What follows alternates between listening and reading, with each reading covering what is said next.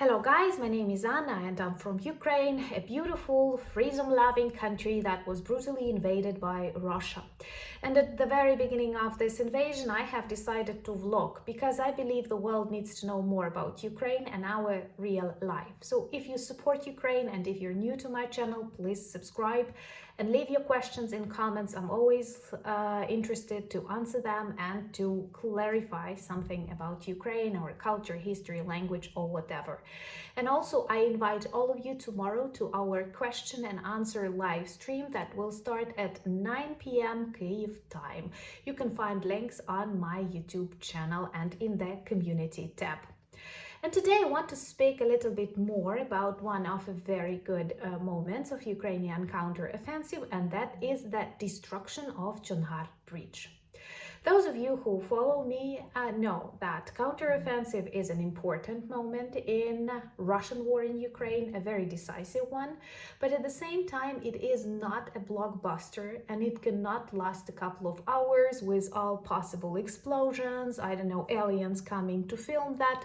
No, we have to be patient and we have to understand that each victory costs weapons, patience, strength, blood, and human lives. This is very tragic because from Ukrainian side we have the best representatives of our society, and from Russian side we have brutal invaders who came to loot, to rape and to kill and to invade foreign territory that has never truly belonged to them.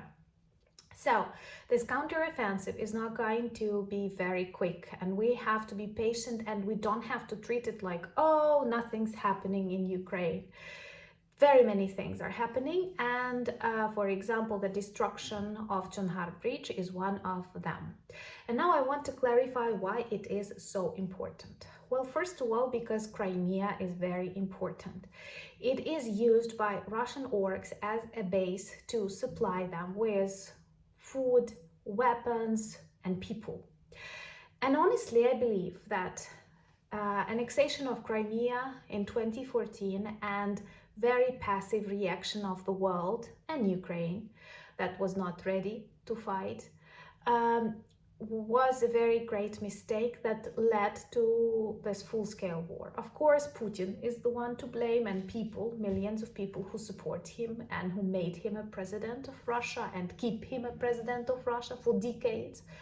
But at the same time, by not reacting properly, first of all, we gave Putin a chance to continue. He is a bully and they are only afraid of strength and similar reactions. If they see that people are ready to negotiate, people want to come down and so on, they treat that as weakness. So the only thing that can provoke Russia is actually weakness. It seems to me that's a quote of McCain, senator. So, but not just the signal was bad, but also the territory of Crimea that was used by Russians for decades to build up their military forces in Ukraine as a navy. Second, to use it as a base for further invasion of Ukrainian territories. And at the very beginning of full-scale war in February, we clearly saw that Crimea was used as a military base.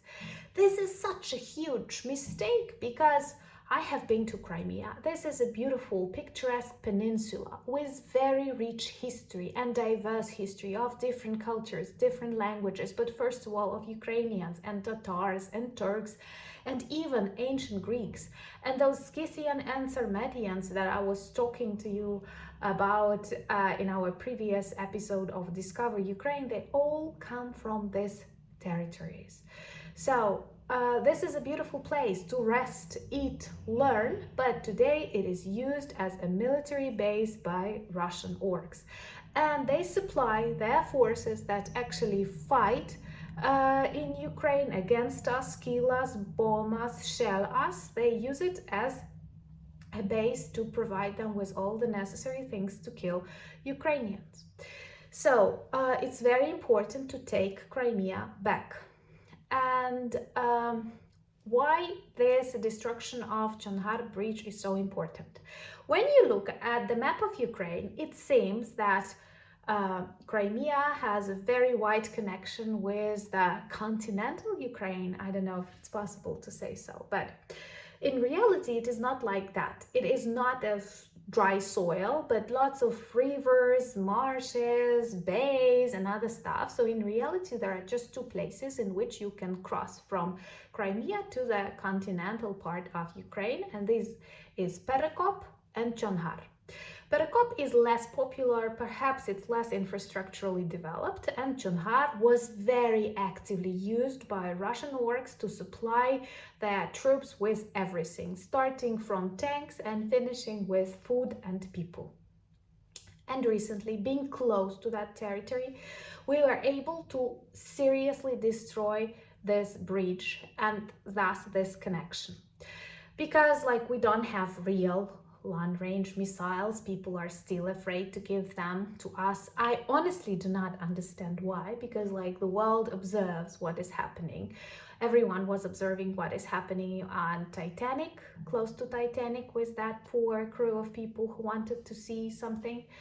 And the world observes online what is happening in Ukraine, because actually there are lots of ways to make our victory come sooner. For example, provide us with real long-range missiles. But 70 kilometers is the distance that we were able to reach with the missiles available for us. And in the result, this Chonhar bridge cannot be used for transportation anymore, thus leaving Russian with fewer supplies, fewer machines, fewer weapons, and it is very important for the development of counteroffensive.